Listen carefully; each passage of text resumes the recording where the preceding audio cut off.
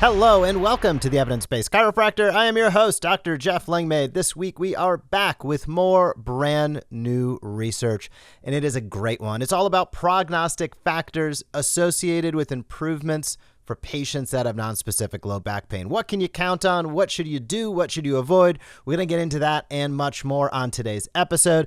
Before we get started, I want to say a few words about my brand new partnership with Leander Tables. Yes, you heard that right. You can save $1,000 on their Series 950 by using the code EBC2025. You can click down in the show notes, connect with their team, have a conversation, let them know you are a listener of this podcast in my ecosystem, and you can save $1,000. Leander Tables are one of the best and oldest names in the business. They're tables that I've utilized myself personally, and I cannot encourage you enough. If you are in the market for a table, their flexion distraction with elevation is awesome. You can check out that link down in the show notes. But as I said at the top on today's episode, we're talking research. This study just came out in 2025. Again, I'll drop a link to this down below as well. The title is Prognostic Factors Associated with Improvement in Patients with an Episode of Nonspecific Low Back Pain Without Radiculopathy. That is the title of the study. It tracked patients over 4 weeks' time to see what actually predicts improvement, not based upon guesses or previous research, but based upon the data. They looked at 11 chiropractic practices across a multi-year period, and this is what they refer to as a prospective observational study. There was just shy of 250 patients enrolled, and again, they all had nonspecific low back pain. None of them had sciatica, radiculopathy, just kind of that classic mechanical low back pain. So this is highly what I'll call pragmatic, meaning it's probably what you see every single day in practice are these patients. So understanding what I'll call the levers you can pull to help improve the outcomes that they're receiving is a really good idea. And also to understand, hey, what are maybe some talk tracks I should update, adjust, no pun intended, or avoid altogether so that I'm inspiring my patients each and every step of the way so that they can get the best results possible. So every one of these patients did receive care from a chiropractor, and they received a variety of different things. They could have received spinal adjustments, mobilization, soft tissue work, and they were tracking improvement across a couple different domains. One of them, pain intensity, pretty standard there. Pain unpleasantness, the ODI scale, disability indexes, of course, and patient-reported global change. So they considered patients to be quote-unquote improved if they hit at least 3 of these criteria. So it's a pretty high bar to reach to really meet and exceed that threshold. I think us as clinicians in a practical clinical sense would say, hey, if we're firing on one of those, in other words, we're decreasing pain or we're decreasing disability or they have a global change self-reported that's improving, any one of those would be awesome. So I just want to stress the fact, this with what I'm about to say on the research, this was like a super high bar for what they set things at. So they found about 25% of the patients met those strict improvement criteria at 7 days. Now, don't let me lose you right now and say, oh, well, that's not very good. There's a lot more to come and a lot more context here that really, really matters. Now, that number also, here's where we already start to get into it. That number increased to nearly 40% at 4 weeks. So what does that mean? This shows that real change, measurable change, does take time, even with the best care. So setting your patient expectations accordingly is absolutely critical. Most of your patients won't hit all of those benchmarks I just mentioned in a week. And that doesn't mean they're not getting better. It doesn't mean they need to be referred out. It doesn't mean that you've reached maximal medical improvement. Get out of here. I find, I've said this before, I'll say it again, I find there are way too many chiropractors, especially young chiropractors, in some cases, some of the sports-minded chiropractors, or certainly many chiropractors that classify themselves as evidence-based chiropractors that release patients from care far too early. So this is another study kind of piling on that, saying give things time. Pain is the last thing to come and the first thing to go. If you actually care about functional improvement, measure functional improvement. And you probably, if you are, you know the fact that functional improvement doesn't change in, I'm going to say, habitual functional improvement. What do I mean by that? The habits that drive functional ability, they don't change in 3 visits. They don't change in 4 visits.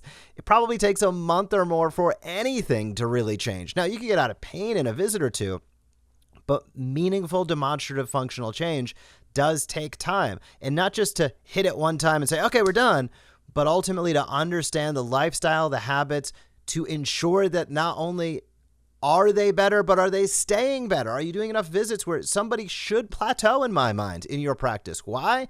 Because now you're checking and balancing. You're ensuring that they've met that threshold and have stayed there. And that's really important, to not slide back into the reason why they came into your practice. Because if they slide back because you discontinue care too early, for most people, most of the time, they deem it that your care didn't work. It's ironic, it's twisted, it's all of those things, but it's happening each and every day, unless you're really methodical in how you're going about your care. This episode of the podcast is brought to you by Patient Pilot. Your most valuable asset, your patient list. Patient Pilot turns it into action. Automatically send weekly personalized emails to reactivate patients who already know, like, and trust you. When they click to schedule, ask a question, or refer a friend, you're instantly notified, making follow-ups easy. Patient Pilot helps you help more people and grow your practice. Schedule your demo today at thesmartchiropractor.com to see the difference. Now, back to the episode. So let's move on to pain and disability reduction. At baseline, the average pain intensity was about 5 out of 10. The disability score, 11 out of 50. By week 4, they dropped to less than 2 out of 10, and disability dropped to 4.5 out of 50. So that's more than a 50% drop in pain and nearly a 60% drop or reduction in disability in just 4 weeks. You probably see this all the time in your practice, but now it's really nice to see, and I hope that this is what you're getting out of listening, is that this is backed up by the data. So that's something you can lean into. Again, we'll talk about this as we continue on this podcast, but these are all talking points for you. These are all opportunities for blog posts, social media content, things for your website. Obviously, you want to stay compliant in terms of whatever your state, regional, or national laws are regarding what you can say and what you can't say, but say everything you can. It's really important. Far too few people come in to see you in your community right now. I can guarantee that. Chiropractic utilization, about 15%, way too low. That means most people don't know that you should be the first choice and quite often are the best option to help them overcome the challenges that they have. So let's talk about what was sort of deployed, so to speak, with these patients. So within the realm of manual therapy, what happened? Well, 86% of the patients in this study received spinal adjustments. 87%, interesting, 1% more, received soft tissue therapy. 74% got advice. I don't know how that's so low. I would think 100% of patients would get some form of advice. And 33% received proper, quote unquote, therapeutic education. So this wasn't only about delivering adjustment. This was about a blend of things, of hands-on care, of patient education, about a multimodal approach. And important to consider, multimodal does not mean things outside your 4 walls. Multimodal care can mean, are you deploying all of the things you have available? And everybody listening probably has a slightly different tool set. That's awesome. That's great. So are you utilizing it? Are you ensuring that the patient gets everything that they need? So now let's dive into some of these clinical prognosis and predictors.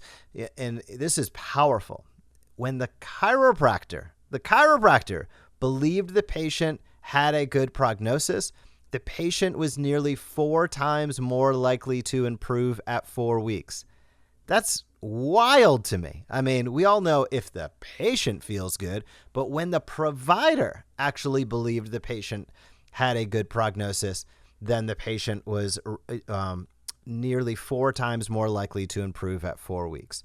So this is important, to never underestimate the power of your beliefs in your patient's recovery and process and journey to better health.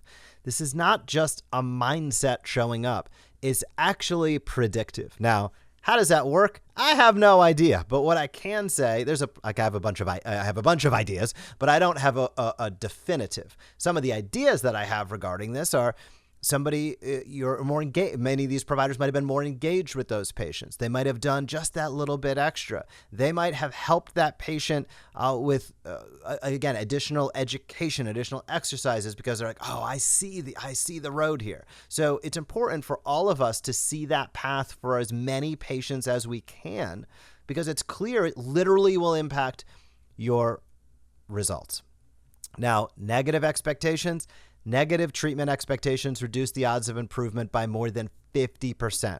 If your patient walks in thinking that it won't work, meaning your care, there's a pretty darn good chance that it won't. So your first job is very likely to be shifting or at least taking stock of your patient's mindset when they come into your practice. Yes, we've all had that patients that we've had that say, yeah, this isn't going to work, and then they're happy and they refer everybody.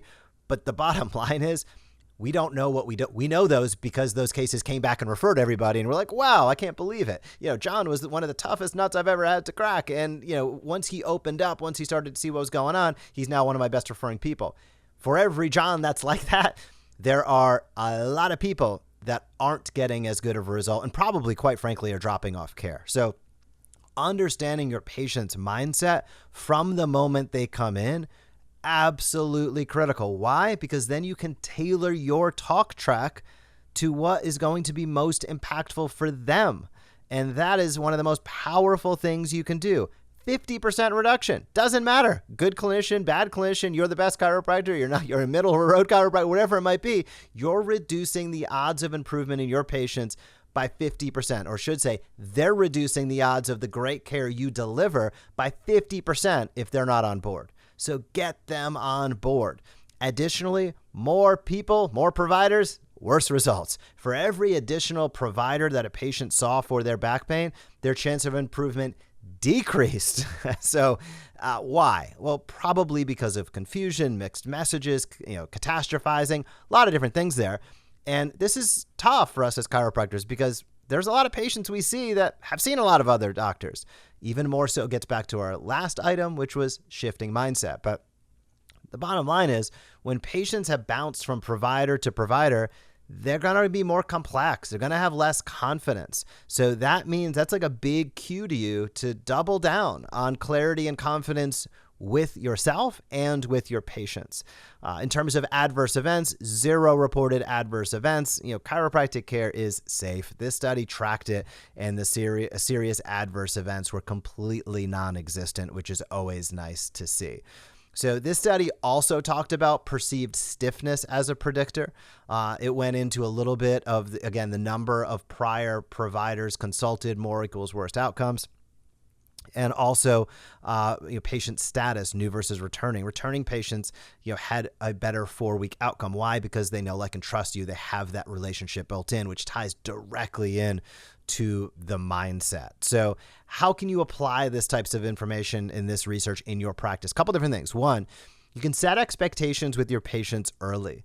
Your belief in your patient's recovery isn't just like motivational rah-rah. It's actually predictive. So taking that really seriously and really taking stock of how you're communicating. Your literal posture, how you are communicating non-verbally, and of course, how you're communicating verbally. Educating about timelines.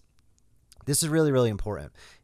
Helping patients understand that just because they're out of pain, it doesn't mean that everything's back to normal. Also, on the other side of the coin, helping them understand that early interventions are better, and it leaves them more options, where if they wait for things to get worse, there's a risk that they reduce the number of options, they elongate the time to get well, and it's going to just cost them more time and money. And I just don't think we set those stages appropriately often enough. Not to ignore stiffness. How a patient feels is really important. That subjective component. I know we love objective things as providers, But understanding the subjective components are the most important thing for the patient. Objective measures they don't care about. Can I do what I want to do? Am I feeling the way I want to feel? So balancing your objective and subjective measures and tracking and optimizing those pain scores and disability scores. They're not just outcomes. They're actually indicators of the path that the patient is on.